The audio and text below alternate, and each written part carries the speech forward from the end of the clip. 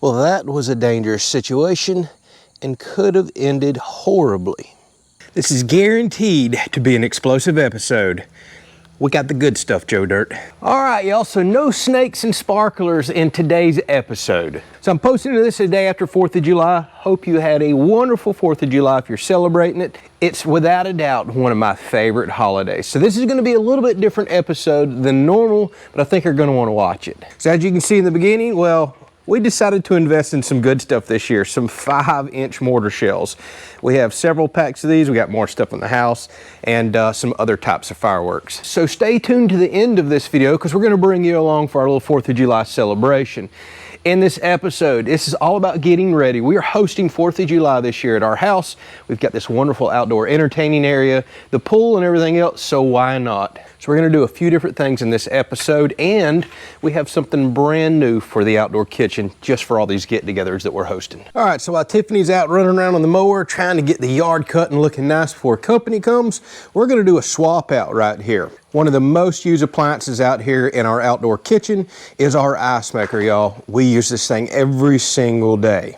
So Vivor, the company I got this from, reached out to me and said, would you be interested in testing a new model, higher production, and holds quite a bit more? Well, yes I would. Being that we're obsessed with ice on this channel, a lot of y'all know that, and we use it every single day of the week. Boating, off-roading, in the pool, packing coolers, and now we're doing get-togethers, having company over.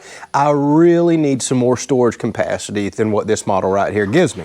So this particular model pumps ice out about every 17 minutes. It's fast and it's like 50 cubes, but that bin realistically holds about 20 pounds of ice. That's fine for a single cooler, and it pumps ice out so quick. That's fine for drinks and everything else. But what about when you have the company over and you want to ice down 2 or 3 coolers or do a charcuterie board like we do and sometimes put cheese and stuff on ice? I need a little higher capacity. So whenever they said they need somebody to test out their new model and it produces more and holds more, I'm your guy, so let's put it in.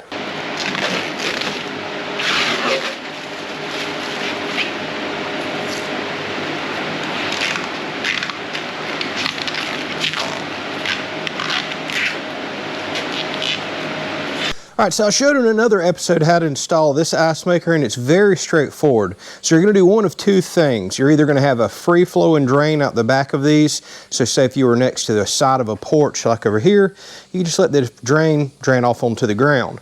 Now, we don't have that option here because the porch is so long. So I run the drain tube into a condensate pump. By the way, this one I do believe comes with that. So now I've got a spare condensate pump.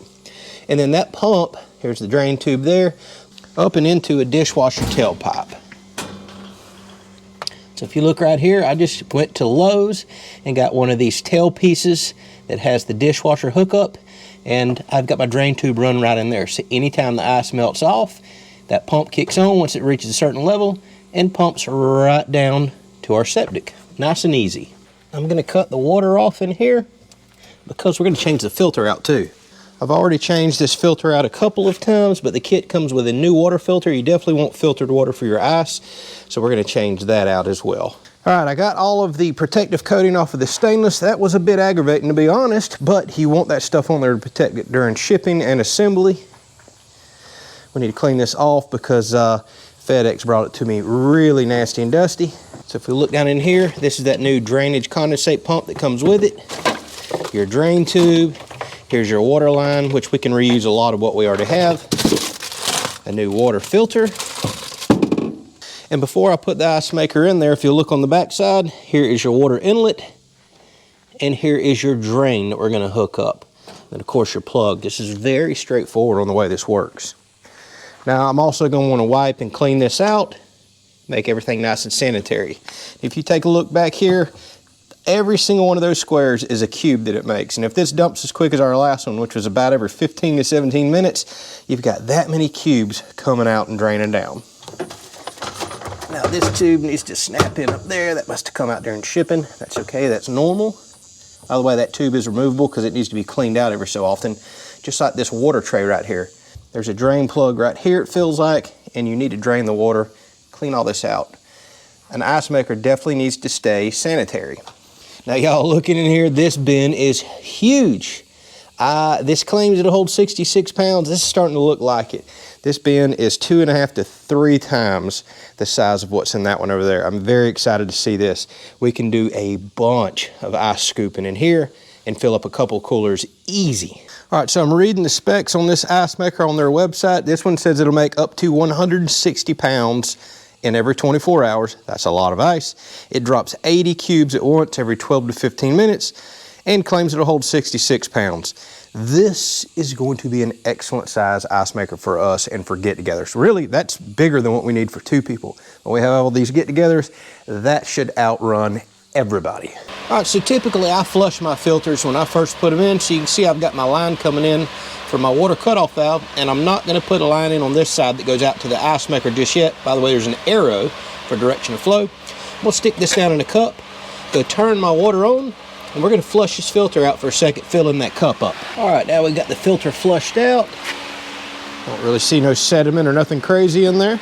All right, filter is hooked up to a line that runs around the back side of this ice maker. We're just gonna reuse it. I'm gonna disconnect everything here and pull this out. All right, let me walk you through what I've done before I start cleaning up and moving wiring and hoses and things such as that. So I done showed you the 2 hookups on the back side. Very, very simple. So I ran this drain tube in right to this condensate pump, and the drain tube just has to be lower than the drain up in here, which this one is, even though I got a loop in it. We've got a water line that goes to a water filter, and then we got a power cable that goes in and plugs over there. That's it. And you don't have to have that condensate pump if you can drain this to the ground. Now let me go ahead and disclose something real quick. Y'all can see that I'm installing this outside. This is not technically outdoor rated. I'm taking that risk right there, but we're under a huge covered porch. So yeah, we're kind of out of the elements, but you got to keep that in mind. Technically, you should be putting one of these indoors where it's fully protected. It's going to last the longest that way. It's going to have the least elements, the heat, the cold, everything else that it's got to deal with as well. Also, it's got multiple fans in the front. I don't know if they suck in or blow out, but it's got vents on the side and vents in the back. So I spaced this several inches off of the wall, and I spaced it several inches off the counter over here because there's one little vent back there, but the big vents are on the very back side. So give adequate venting here because, well, it takes a lot of heat in order to make ice. All right, so this is kind of dirty. I'm gonna cut the water on. That's gonna fill this up right here, and then I'm gonna pull the plug out of the bottom side, which is right here. That'll keep constantly putting me water in here, and I'm gonna wash and clean this out for the first use. All right, everything is installed, ready to go. I got my drain plug back in, inside washed out nice and clean. Let's go ahead and hit power. Now you can see that this tray is filling up with water, and usually after about 60 seconds, that water will then get pumped up and start cycling down the front of this cube maker right here. And the cube maker is what actually gets cold whenever it develops enough cubes after, say, 15 or so minutes, enough thickness, and by the way, that's adjustable. It'll then go into a release mode, heat the mold up, the cubes fall off, and they hit this flapper right here, which has a magnetic switch right there, and it starts to cycle all over again. Now once this fills up completely and that flapper stays down, the unit cuts itself off so it doesn't overflow. So you could actually come out here and pull more cubes out of the way if you wanted to fill it up even higher, but obviously you don't want to go up so high that you fall over in this tray right here. But looking at the size of this, man, it's gonna make more than enough ice cubes.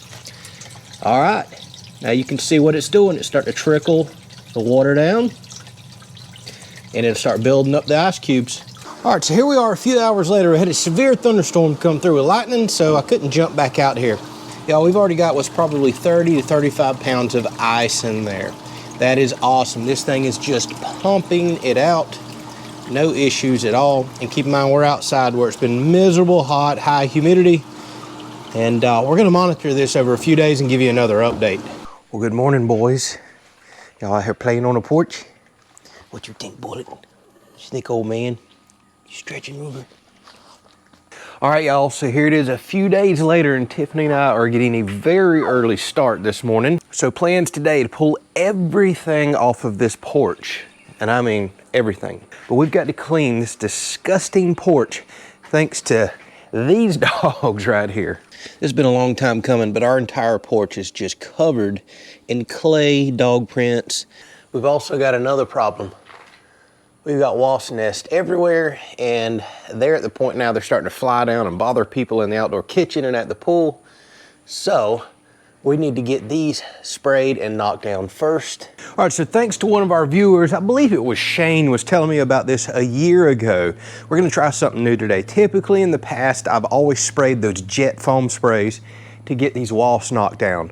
Well, I was told if you take some dish soap and mix it up into water, that it works just as good, immediately knocks them down. If this works, I'm gonna make a separate video on this, on how I mixed it up, what it supposedly does to the wasps, things such as that. But here's the important thing. Last year we sprayed all the wasps on the porch. We have to do this one time a year, and the foam spray that I used stained our porch every single layer that we sprayed, and it dropped to the ground.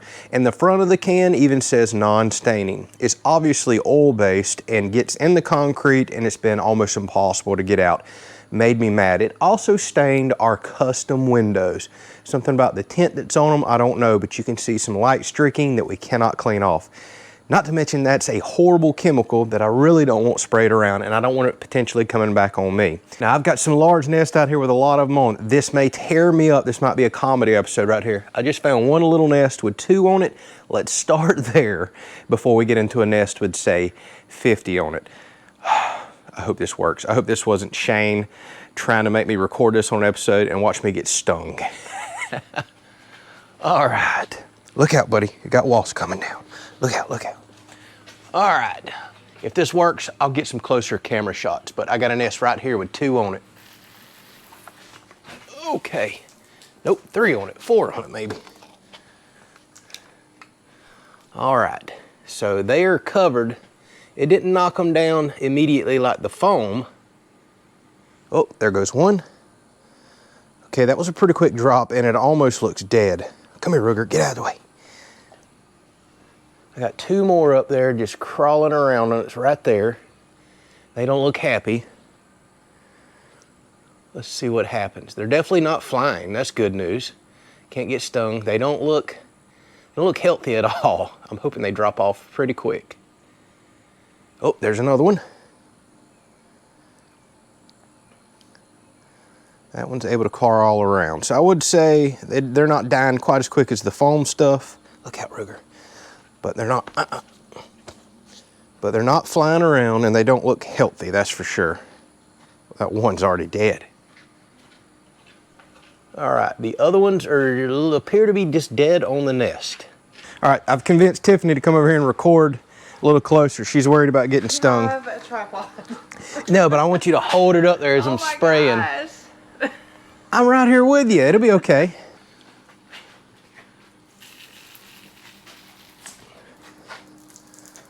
All right, so we knocked 4 down immediately.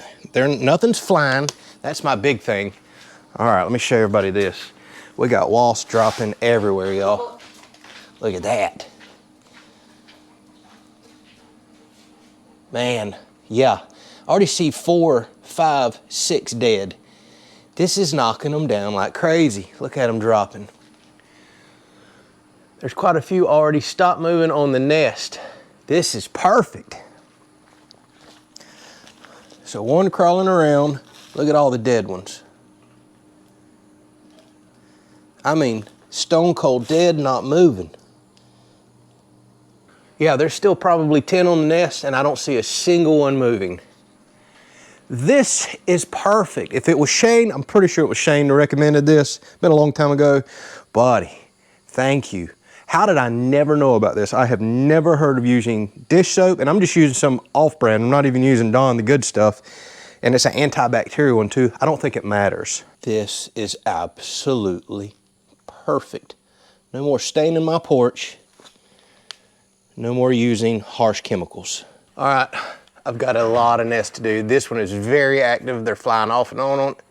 And there's probably at least a dozen on it. Let's get that one.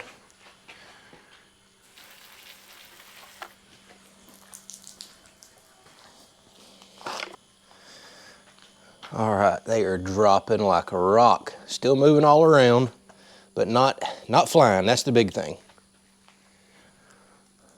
And look, dead, dead, dead, dead. I already see 6 dead, 7 dead, 8. Boy, don't you run in that. 9, 10. Look, y'all seen them just drop, hit the ground, and now they're already dead. Perfect. All right, I still got wasps falling, but hopefully they don't get me. So the red wasps were definitely the toughest ones, but as you can see, we got dead wasps everywhere. Some of those did crawl off, but they died elsewhere. Dead wasp all over here. Wasp, wasp, wasp. Look up under the chair. That's all wasp.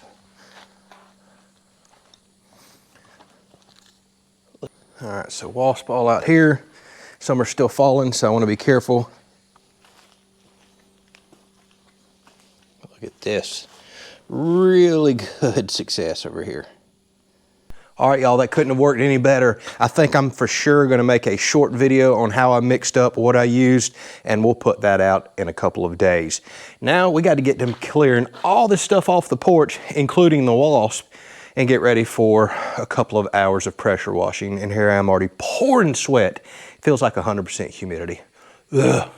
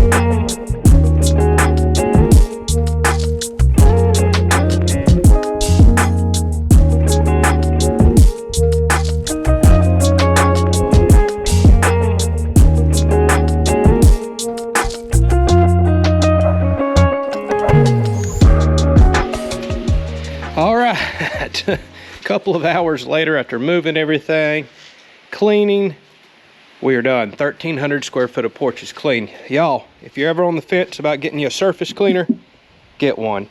Speeds up the job dramatically. I wish I had a little bit more powerful pressure washer. It's only 3,000 PSI, but it does a really good job with this.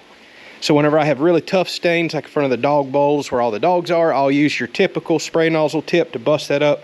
And then whenever I need to knock out something really quick that doesn't have a lot of stains like the side porch, surface cleaner is the way to go.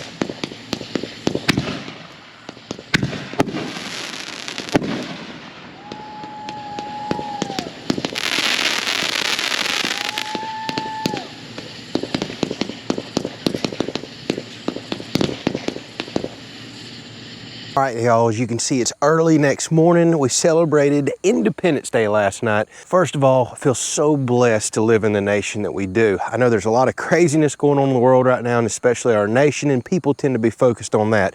But let's not forget about the independence and the freedoms that we do have.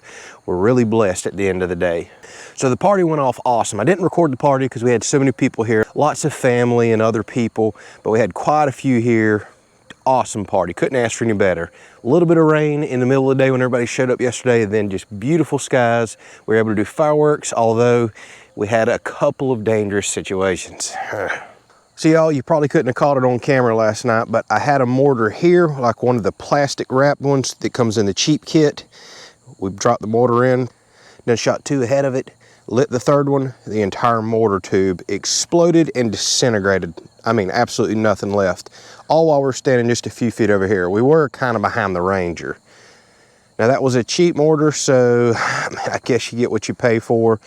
But y'all, the scary part happened later. We spent really good money this year and got the really nice 5-inch mortar shells. We've never done this before. We wanted to do a really nice show this year. And for the most part, we enjoyed them. However, more than halfway into the show, we dropped one of those big 5-inch mortars down these reusable tubes now. These are the really nice tubes that come with them. You can shoot over and over out of them. And one goes off in the mortar itself and completely splits it, explodes in our face, and scares us to death. Thank goodness, with these being plastic, they don't send out too much shrapnel. Problem is, there was another mortar here. It's gone. It has vanished. Look at all the junk everywhere. It sent shrapnel everywhere. It had such a blast that it blew this fiberglass tube over here, way over here. It completely shredded it out of its base. It just blew everything off the table, blew my clamps apart. Y'all, we had a bomb go off in our face right here. Look at how expanded this tube is. So,